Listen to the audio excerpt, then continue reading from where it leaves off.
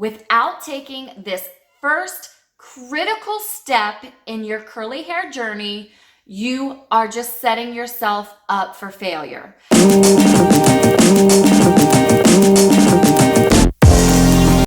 Hey friends, welcome to Girls with the Curls. Today we are going to be discussing porosity. Now wait, I know you clicked on this video because you want to know how to control your frizzy hair and moisturize those curls. But you can't do any of that until you know your curly hair's porosity.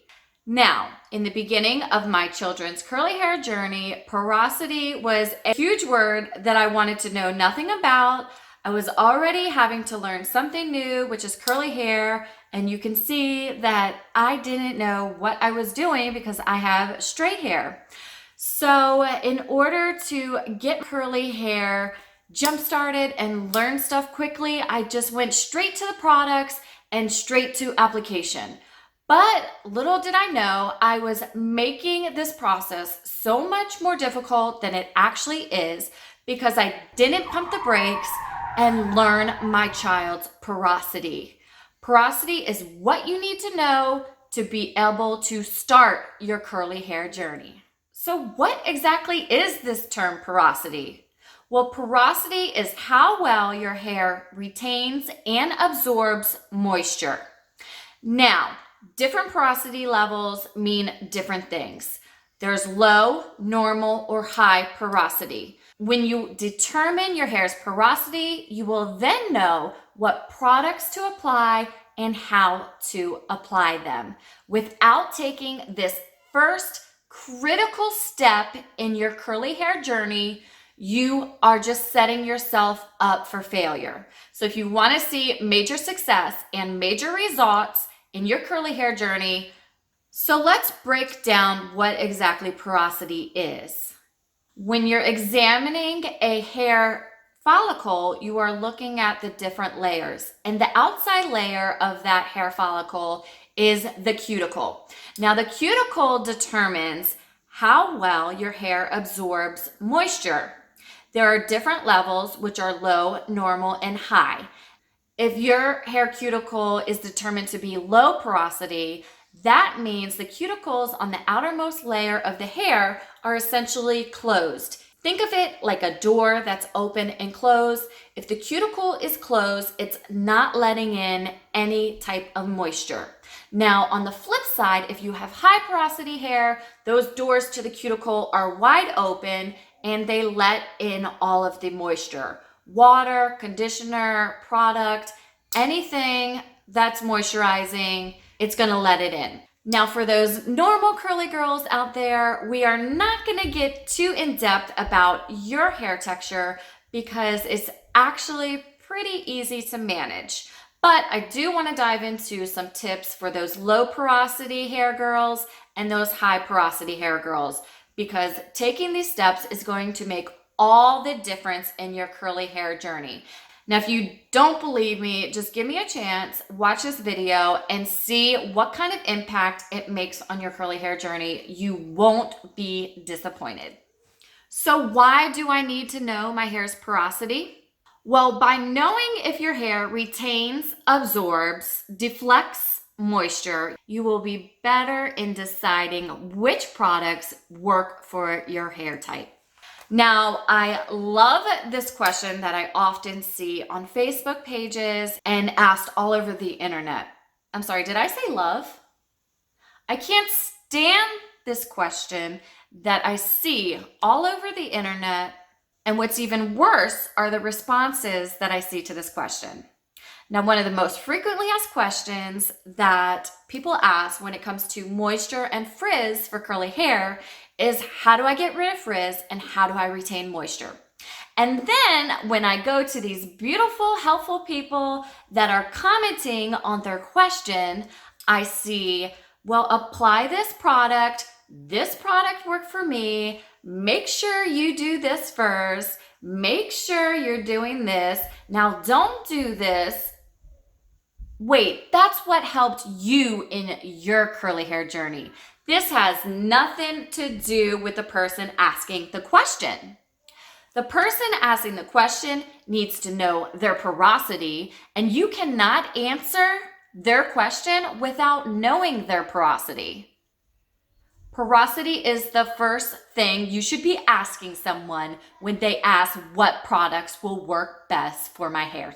Now let's dive into some characteristics of low porosity and high porosity hair.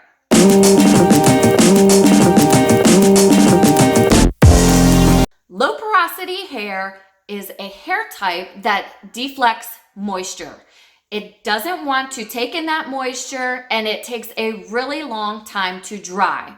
It also is susceptible to buildup. So when you apply a product, it's not letting that product into the strands. So you just pile on more product thinking, I need more moisture. So you apply more product, you apply more product, and you apply more product thinking, yeah, I'm applying product, so it's going to be moisturized.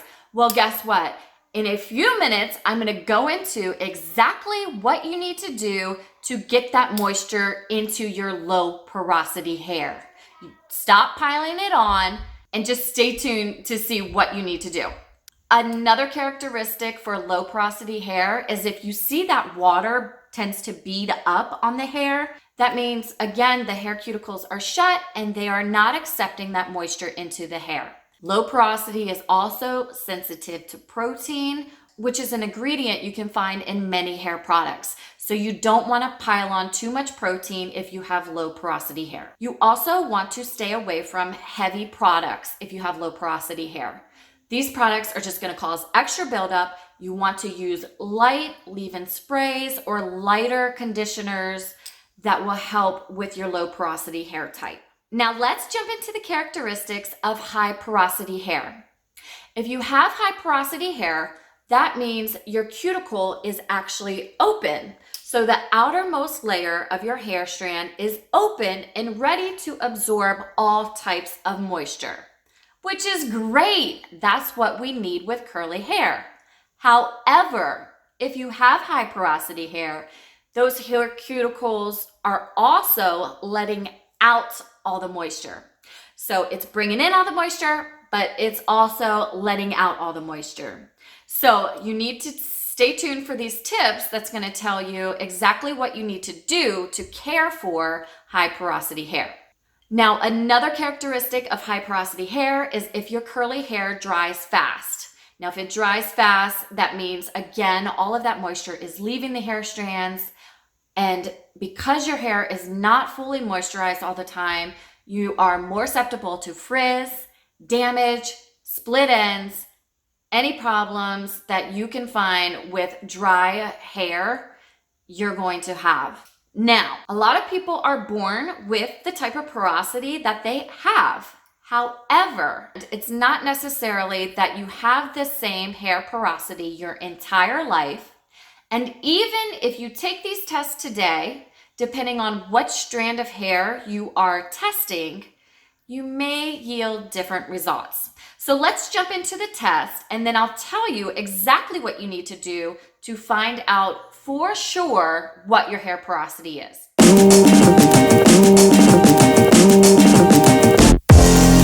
The first test that you can do is the float test. Now just take a clear bowl of water, room temperature water, ensure that the curly hair is clean and there's no product buildup on it. And then just pluck a strand out of the hair or snip a strand out of the hair and drop it into the water. Now wait maybe 2-4 minutes and see what happens to that hair. If it floats, that means you have low porosity hair. Again, the cuticles are closed, it's not letting in that water, so the water's not going to weigh down that strand. And that's a good way to think about it when you're trying to remember if your cuticles are open or closed. So low porosity, it's just going to stay there on the top of the water. It's not absorbing the water, it's deflecting the water. That's your low porosity hair. Now, if your strand sinks, but it kind of lands in the middle, it doesn't go to the bottom fully, you have normal porosity hair, you're good to go. It's letting in the moisture, it's not letting go of the moisture. You have just the right balance to be able to accept those products. Finally, if you have high porosity hair, that test strand that you put into the bowl is going to drop to the bowl all the way down. Now, going back to what I said about high porosity hair, it absorbs moisture really well. So that hair follicle took in all the moisture and it weighed it down to the bottom of the bowl.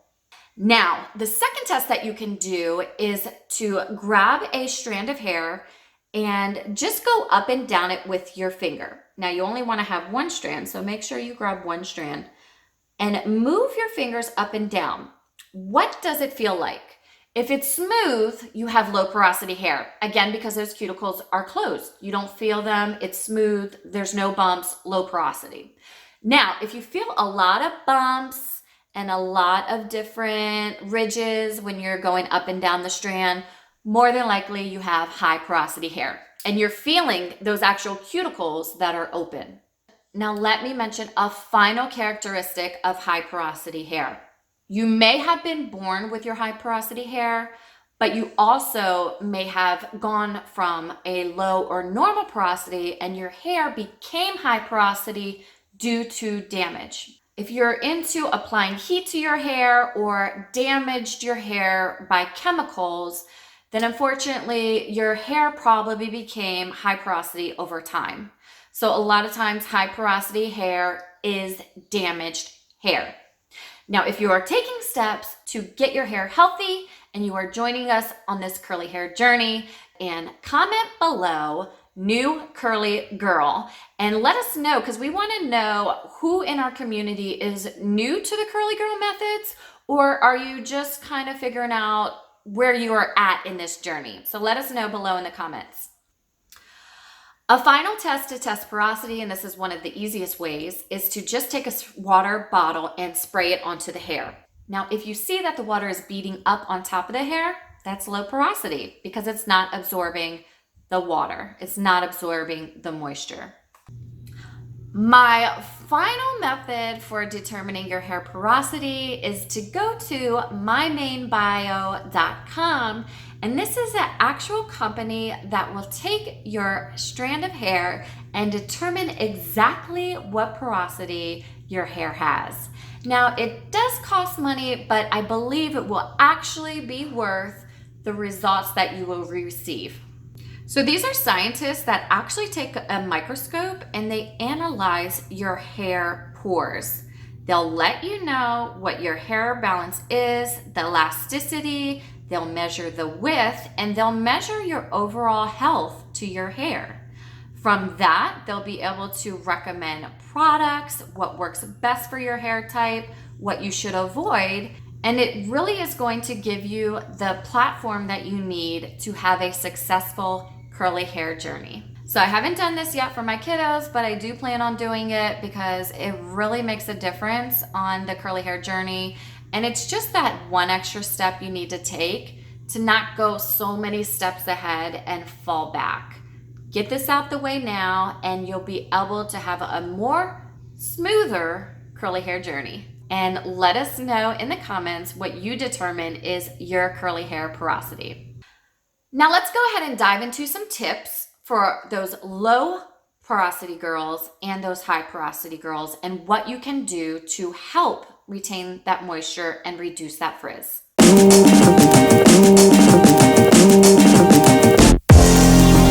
So my top tip for you low porosity curly girls is to warm up your hair or warm up your product prior to application. Now you probably already have the right products in your cabinet, but if your hair is not heated, did I say heated? Yes, but I'm not talking about the bad kind of heat. I'm talking about a good, healthy amount of heat. You can warm up your hair in the shower with warmer water or in the bathtub with warmer water and then apply your product. And because you've opened those cuticles with heat, it will absorb that moisture that you're applying. As I mentioned before, product buildup occurs because those cuticles are not open, so it's not taking in that product. When you apply a healthy amount of heat, you are opening that cuticle to absorb that moisture. You can do that by having hot or warmer shower water, You can also do that by warming up your moisturizer in the microwave. Now, not too hot, but just enough so that it opens those hair cuticles. And you can kind of play with what works for you. The last thing is I just bought this gel heat cap, and it's worked wonders for my girls. Now, all you have to do is apply the product and then stick this heat cap in the microwave for 90 seconds. Actually, I've only had to do maybe 45 seconds because they're little kids and they don't need that much heat. So after that, you take it out, and then after you apply the product, go ahead and stick it on their head for 10 minutes. That's gonna open the cuticles and allow that moisture to come in.